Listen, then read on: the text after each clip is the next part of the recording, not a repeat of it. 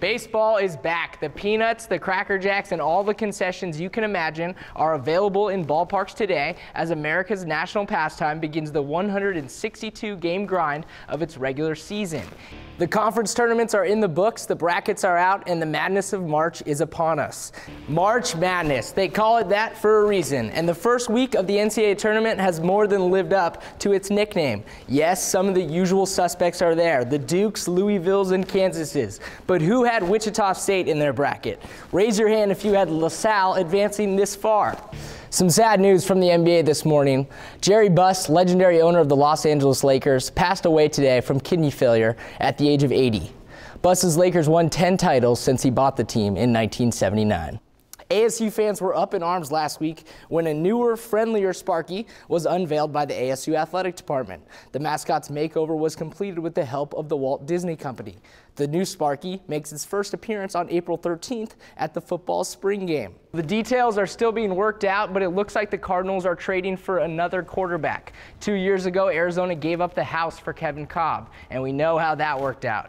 A little farther south in Florida is the best basketball team in the world right now, the Miami Heat. LeBron James and his friends have not lost a game since February 1st, and they are in hot pursuit of the Lakers' record of 33 straight victories set in 1972. With Mike Smith back in goal and bruiser Rafi Torres back from a 21-game suspension, are the Coyotes back? Saturday night was a good start in Glendale when Smith held the Stars scoreless for his first shutout of the season and the Coyotes' third win. Tiger Woods usually just wears red on Sundays, but he doubled up on his favorite color today when weather pushed the Arnold Palmer Invitational to Monday. 4 points down, 7 games to go. There's no question the Coyotes are teetering on the brink of a lost season, but Dave Tippett's boys still have a chance of sneaking into the playoffs. The road starts tonight with the Sharks in Glendale, and it's not getting any easier.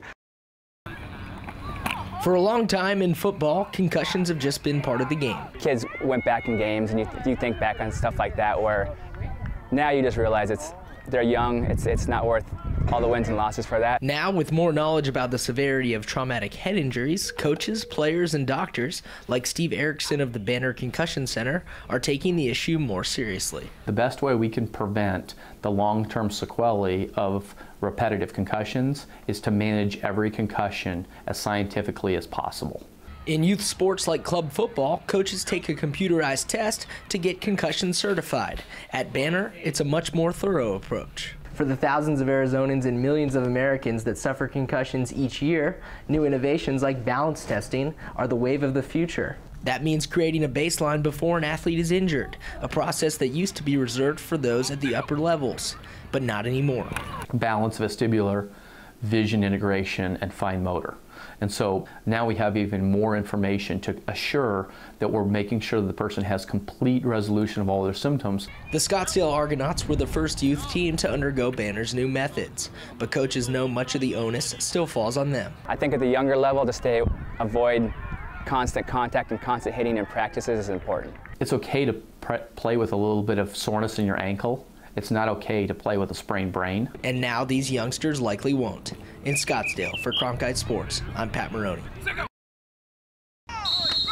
College football comes at you fast, and some players, like incoming ASU freshman Chance Cox, want a head start. So the 18-year-old traded in senior prom for a helmet and pads. I felt comfortable, and I felt like I had my full high school experience. After graduating from Blue Ridge High School in December, Cox began his career as a Sun Devil linebacker in January. Getting out here early for spring ball and start learning the plays and getting familiar with the defense. We are really excited when we have that opportunity for us, because we believe in development, and it gives us an opportunity to start development about 6 months early.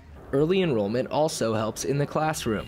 Players load up on spring classes to lessen the course load during the season. I wake up around like 6:30 and we have meetings at 7:15. We go get dressed, and the morning is all practice, so it's going all day, and then I have class, so like the latest I get out is 5:45. For Chans, the days of spring are filled with football, school, and more football, so that on Saturdays this fall, he'll be ready to play here.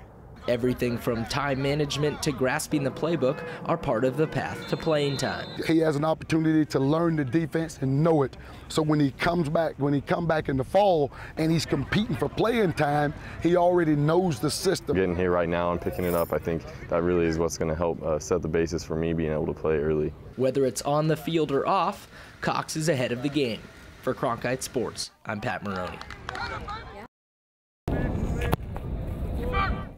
The summer of 2013 will have a new kick to it. I was able to put a group together and start working on the projects, and that today had become a reality. It took 3 years, but last summer the USL Pro Soccer League awarded a franchise to the BDR Sports Group, and the Phoenix FC Wolves were born. I just think it's so long overdue. There's a huge population here. You know, and in the 5 years I've been here, there's certainly been a rise in the excitement and the demand for soccer. Arizona's newest pro team arrives at the perfect time. With promising local talent in the area, the product on the field has a chance to be special. Creating the opportunity for the local talent is extremely important. Started this team here and I got to try out, and it's been a dream come true. I think this is a good way to keep players in Arizona, as well as tap into the untapped talent here that I think exists. The Wolves will be practicing once or twice a day on the field behind me in preparation for their March 23rd club opener in Los Angeles. A week after that, they'll play in front of their hometown fans for the first time at the Sun Devil Soccer Stadium. The season lasts through the summer months, but Arizona native Brian Holmes hopes the high temps will lead to more victories. And I think we're going to have a big advantage because teams coming here, you know, they're not going to be used to that kind of heat. With the Wolves in town, soccer could be a summer mainstay. In Tempe, Pat Moroney, Cronkite Sports.